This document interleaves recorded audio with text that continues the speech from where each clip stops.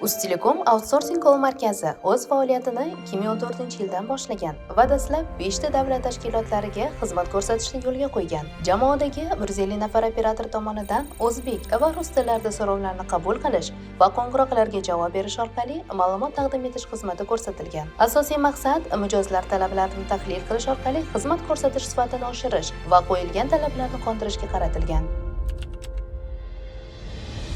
Uztelecom Call markazi so'nggi 10 yil ichida jadal rivojlanib, outsourcing xizmatlari bo'yicha o'z mavqeini mustahkamladi. 10 yillik davr mobaynida markazi 500 nafardan ziyod malakali va ko'p tilda so'zlashuvchi operatorlarga ega bo'ldi. Barcha tizimlar avtomatlashtirilib, inson omili maksimal darajada qisqartirildi. Bundan tashqari, markaz turli yo'nalishlarni qamrab olib, 40 dan ortiq davlat va nodavlat tashkilotlarga hamkorlik asosida sifatli xizmat ko'rsatib kelmoqda. Shu bilan birga, O'zbekiston Respublikasi Tashqi ishlar vazirligining elektron viza platformasida chet el fuqarolarining O'zbekistonga tashrifi uchun vizalar olishda texnik yordam ko'rsatish outsourcing xizmatini ishga tushirdi.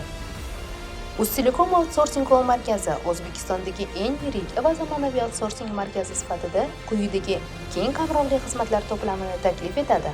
24/7 mijozlarga xizmat ko'rsatish, yuqori malakali ko'p tilda so'zlashuvchi operatorlar, onlayn suhbatni qo'llab-quvvatlash, hamyonbop narxlar, operatorning qat'iy monitoringi va ish faoliyatini baholash.